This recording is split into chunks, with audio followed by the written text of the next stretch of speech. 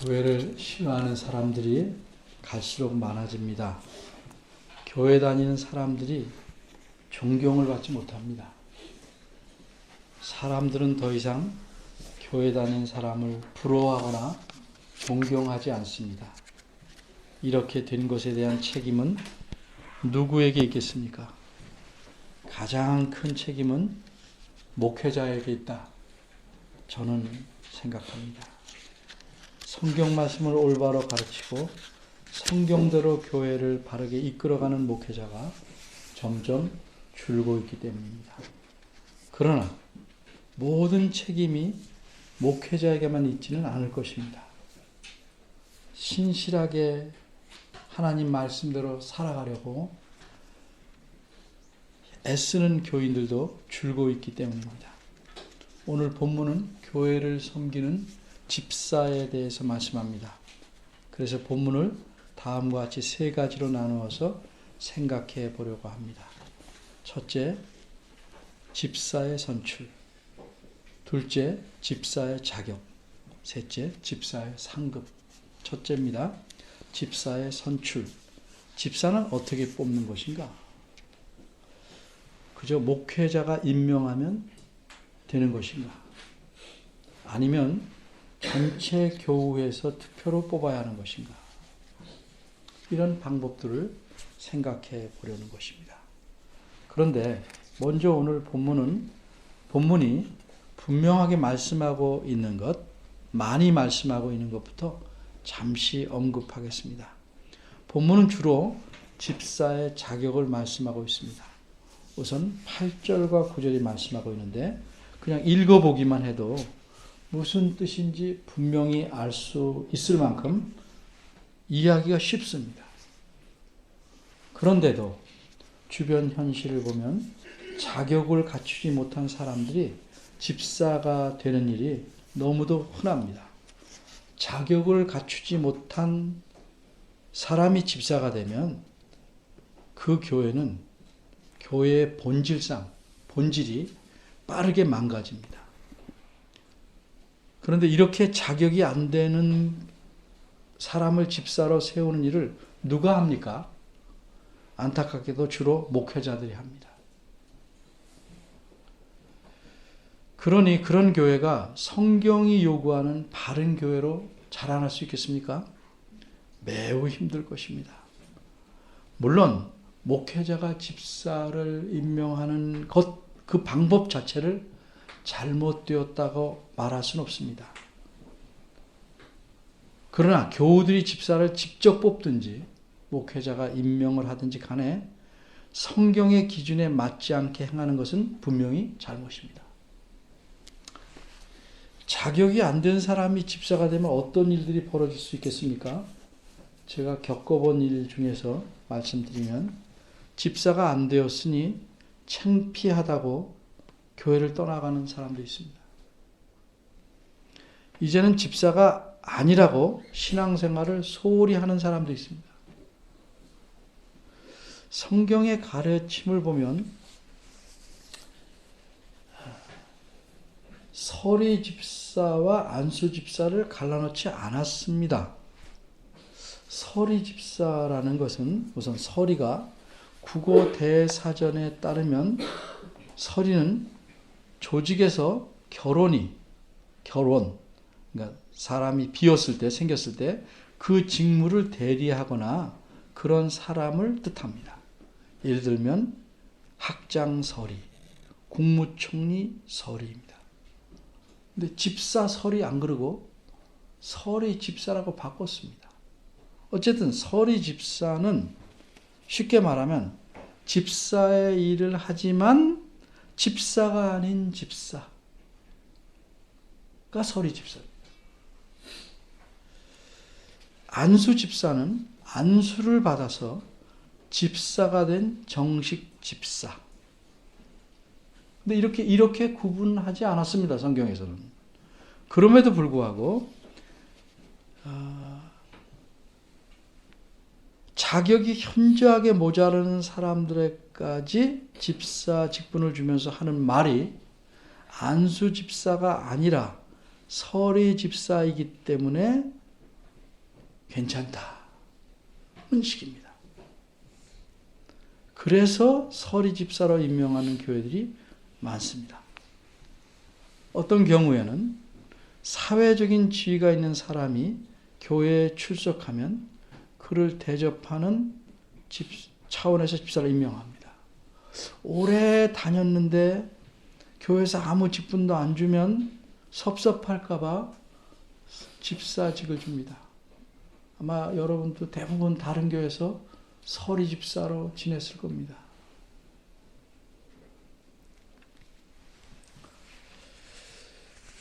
또 어떤 교회에서는 다른 집사에서 서리 집사 직분을 갖고 이 교회로 왔으니 그 사람이 섭섭하지 않게 다시 집사직을 줍니다.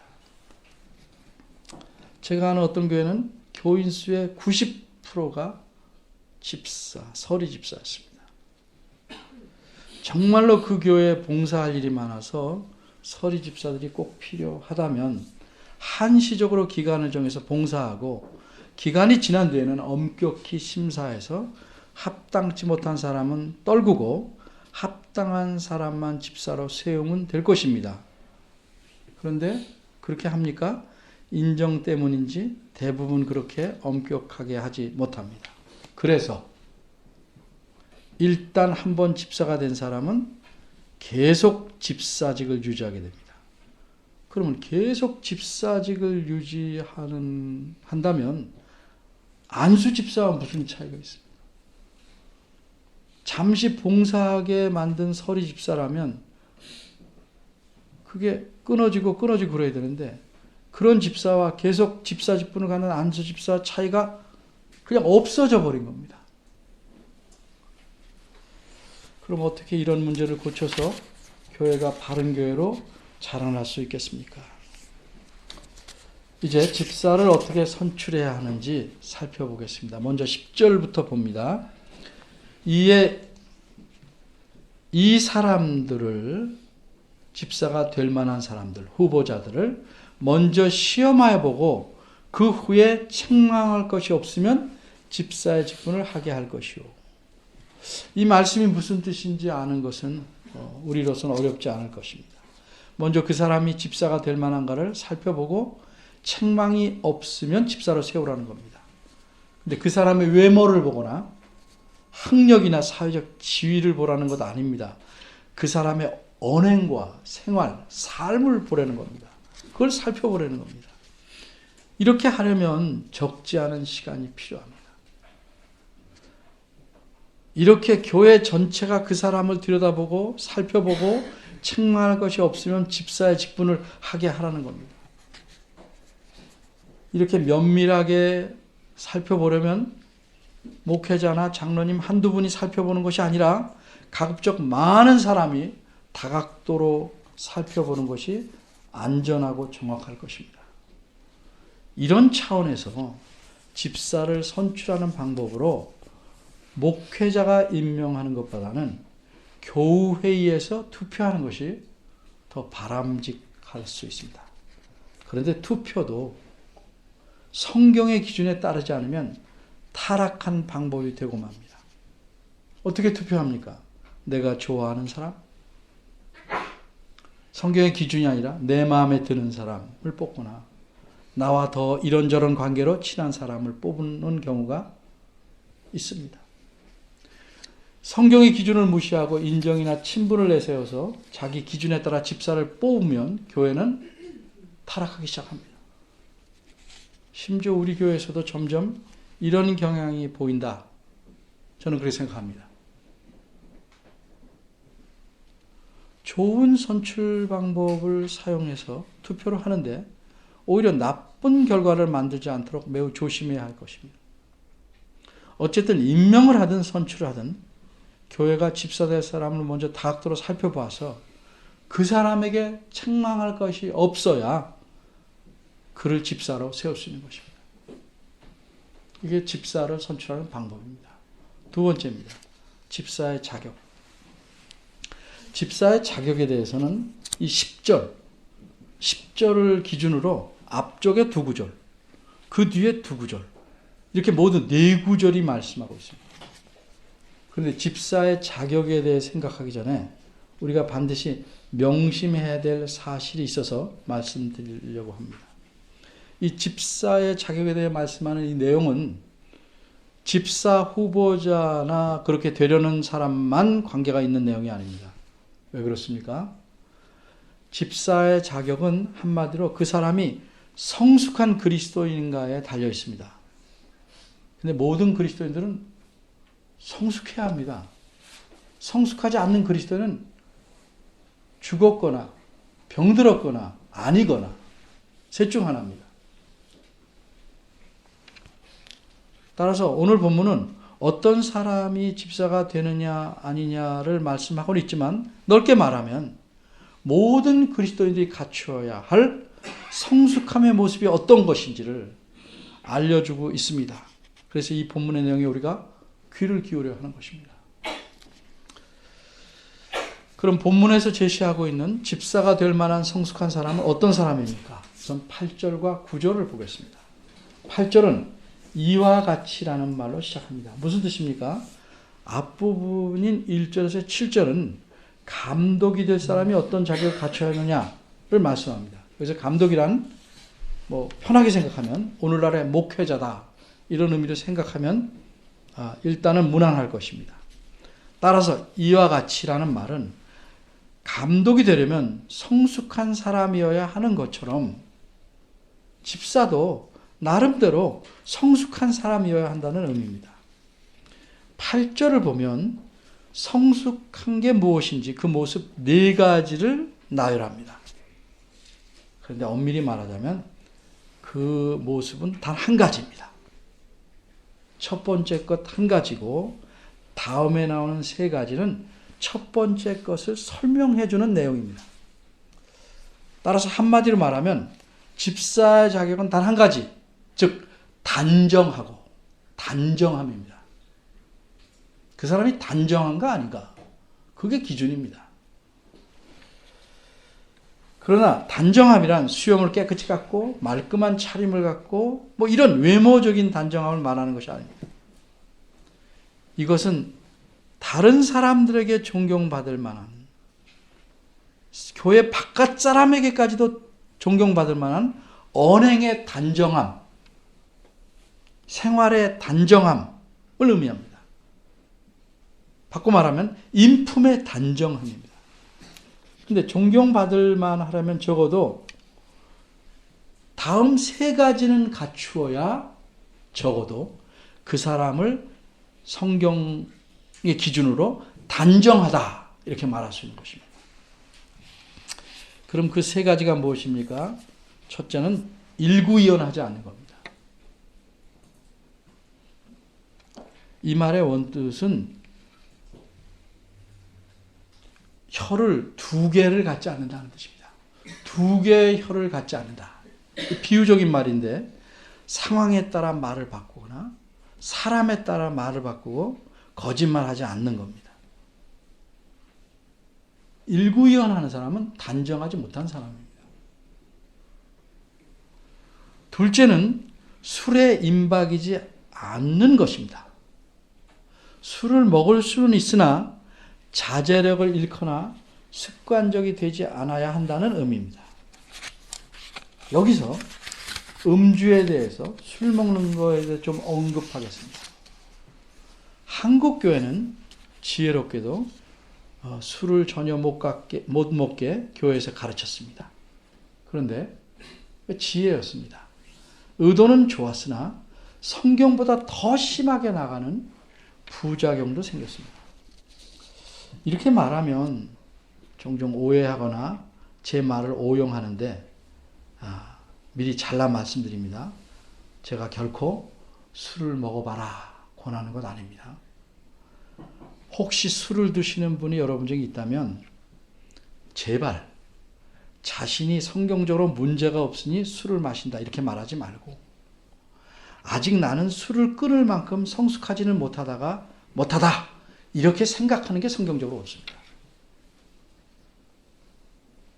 성숙하면 할수록 술을 입에 안 대는 게 자연스러운 겁니다. 그러나 굳이 비교하자면 술을 전혀 안 먹으면서도 거짓말은 술술 하는 것보다는 술은 조금 드시지만 거짓말을 안 하는 것이 좀 더 성숙한 것입니다. 비교하자고요. 셋째는 더러운 이익을 탐하지 않아야 됩니다. 그게 단정합니다. 집사가 해야 될 중요한 일 중 하나는 구제하는 겁니다. 구제하려면 돈을 받아서 물건을 사서 그 대상이 되는 교인들에게 나눠줘야 합니다. 근데 이 과정에 돈에 대해서 욕심을 가질 수 있습니다. 그것이 더러운 이익을 탐하는 것입니다.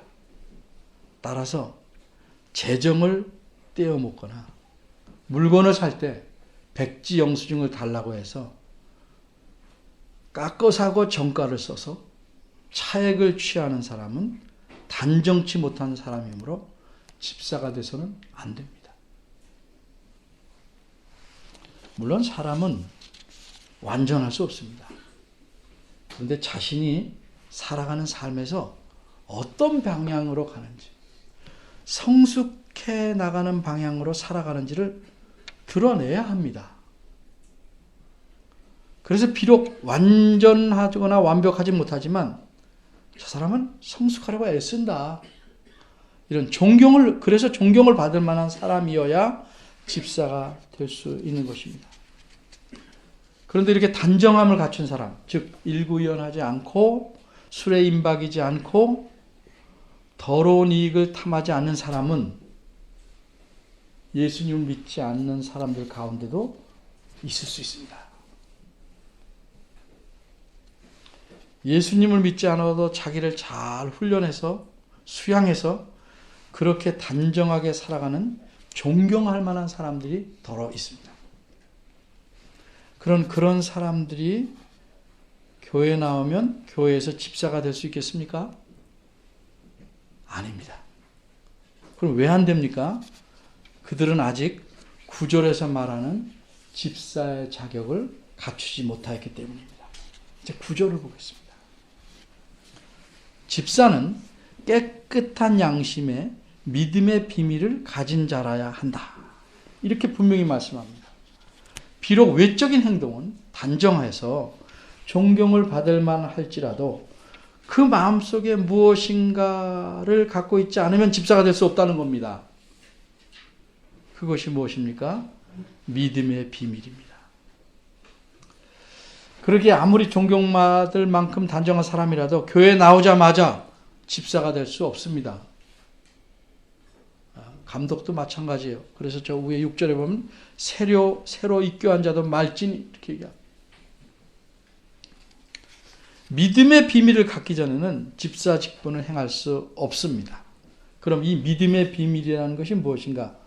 이 비밀이 뭔지 비밀을 알아야 됩니다. 어떤 사람이 예수님을 믿을 때 갖게 된 어떤 신비한 경험을 말하는 것일까? 아닙니다. 어떤 사람은 예수님 믿을 때 그런 경험이 있을 수도 있지만 어떤 사람은 없을 수도 있습니다. 그러기에 신비한 경험을 갖는 사람만 집사가 될 수 있다면 성경적 기준으로는 불공평한 겁니다. 어쨌든 여기서는 그런 것을 믿음의 비밀이라고 하지 않습니다. 성경에서는 그런 걸 믿음의 비밀이라고 하지 않습니다. 성경에서 비밀이라고 하면 그것은 이제까지는 사람들이 몰랐는데 저절로 아는 거 아니고 하나님께서 알려주셔서 비로소 알게 된 것을 가리킵니다. 따라서 믿음의 비밀이란 어떤 비밀스러운 내용을 뜻하는 게 아니고 예수님을 믿지 않았으면 도무지 알지 못했을 내용. 바꿔 말해서 예수님을 믿음으로써 비로소 알게 된 내용을 가리킵니다. 그게 뭐냐? 한마디로 성경 말씀이 가르쳐주는 진리들. 이것이 믿음의 비밀입니다. 집사님은 성경의 진리들을 목회자만큼 모른다 할지라도 그가 성숙한 만큼은 알아야 합니다. 그래야 다른 교우들이 성경에 대해서 물으면 성경적으로 합당한 대답을 할 수 있습니다. 성경의 진리들을 모르는 집사는 질문을 받으면 어떻게 합니까? 성경적인 대답을 할 수가 없으니까 자신의 경험에서 나온 자기식의 대답을 하게 됩니다. 그러면 어떻게 됩니까? 다른 교우들을 성경 말씀으로 이끌어서 성숙한 사람이 되도록, 하나님이 기뻐하는 사람이 되도록 도울 수가 없습니다. 그러기에 집사는 믿음의 비밀을 가져야 되는데 어디에 가져야 합니까? 구절을 보면 깨끗한 양심에 갖고 있어야 된다고 합니다. 그럼 깨끗한 양심은 또 무슨 뜻일까? 이게 읽으면 쉬운데 뜻을 말하려면 생각을 해봐야 되죠. 어떤 사람이 나는 양심에 꺼리낌 없이 당당하고 깨끗하다 이렇게 말할 때 그런 양심이 깨끗한 양심일까? 전혀 아닙니다. 사실 자기 양심이 둔해진 사람은요, 웬만큼 잘못해도 뭐라고 말해요? 잘못해도 나는 양심에 꺼리낌 없다 이렇게 말합니다. 자기 양심에 꺼리낌 없는 거죠. 소리에 민감한 사람은, 매우 민감한 사람은 조금만 틀려도 귀에 거슬립니다. 근데 우리 같이 평범한 사람은 웬만하면 다 듣기 좋습니다. 양심에도 매우 예민한 사람이 있는 반면에 웬만해가지고는 까딱도 안 하는 양심이 굳어버린 사람도 있습니다. 어쨌든 여기서 깨끗한 양심이라는 것은 이전엔 더러웠는데 어쩌다가 아니고 하나님께서 은혜로 씻겨주셔서 깨끗하게 된 양심, 이것을 가르칩니다. 이 표현을 디모데전서 1장 5절과 19절에는 각각 선한 양심, 착한 양심 이렇게 표현했습니다. 따라서 이 깨끗한 양심이란 예수님을 믿고 죄를 용서받음으로써 깨끗해진 양심입니다. 그리고 그 이후로는 하나님 말씀을 기준으로 삼고 움직여 가려는 양심입니다. 이게 깨끗한 양심입니다. 내 생각을 기준으로 판단하고 움직이는 양심이 아니고 하나님 말씀을 기준으로 작동하고 움직이는 양심입니다. 예를 들면 이런 양심은 거짓말을 했을 때, 또 내 이익에 따라 비겁해졌을 때 전보다 훨씬 심한 고통을 느낍니다. 이게 깨끗한 양심입니다. 사회적 기준이나 남의 이목에 따라, 관습에 따라 양심의 가책을 느끼는 것이 아니고 하나님 말씀에 민감하게 반응하는 양심, 이것이 깨끗한 양심입니다. 그런데 어째서 믿음의 비밀을 깨끗한 양심에 갖고 있어야 하는가?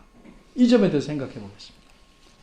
사람은 자신의 양심이 가진 기준에 따라 행동하게 됩니다. 바꿔 말해서 양심의 꺼리낌을 느끼면 그런 행동은 자발적으로 하기가 힘듭니다. 이처럼 사람의 자유로운 행동의 기준은 양심입니다. 그런데 이 양심은 한번 깨끗해지면 계속 깨끗하게 있는 게 아닙니다.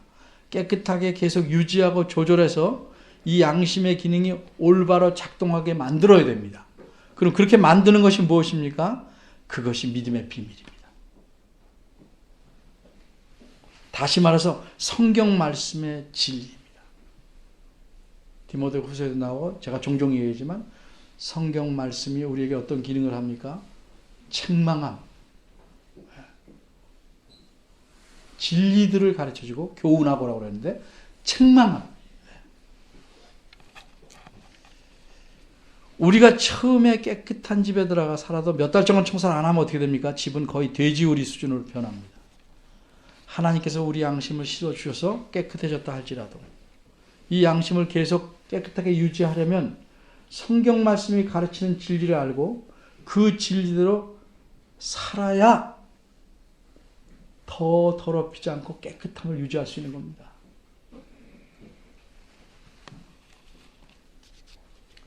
그렇게 깨끗한 양심과 믿음의 비밀이라는 건 떼려고 해도 뗄 수 없는 관계에 있는 겁니다.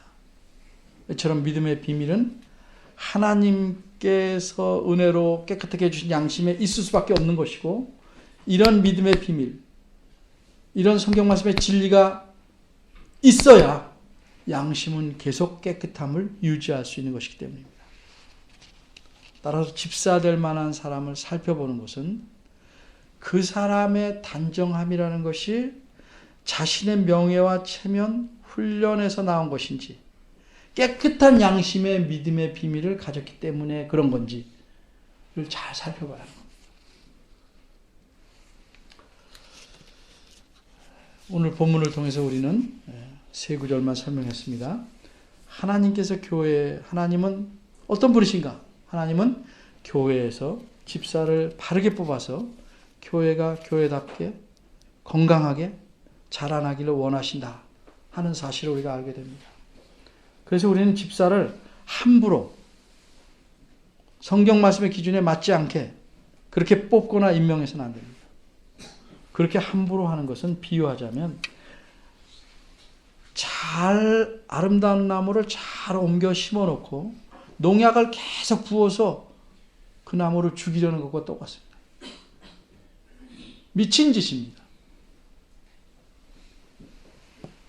그리스도인이 성숙해 가려면 그 궁극적인 목표는 예수 그리스도를 닮아가는 것이지만 성숙함에 있어서 나보다 한 걸음 먼저 가는 사람을 바라보고 따라가는 것이 큰 도움이 됩니다.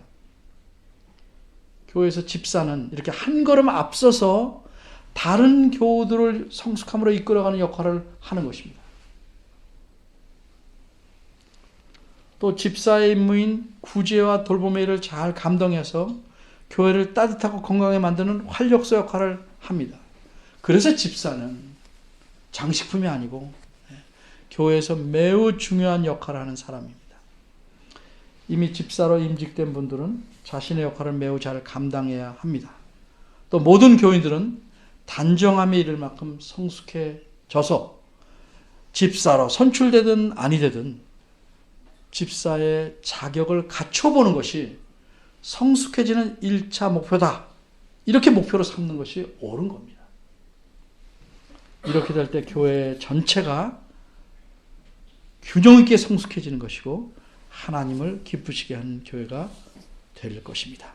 이런 교회가 되기를 우리 모두가 소원하고 기도해야 합니다. 기도하겠습니다. 우리 모두가 성숙하기를 원하시는 하나님, 하나님의 은혜와 오래 참으심을 감사합니다.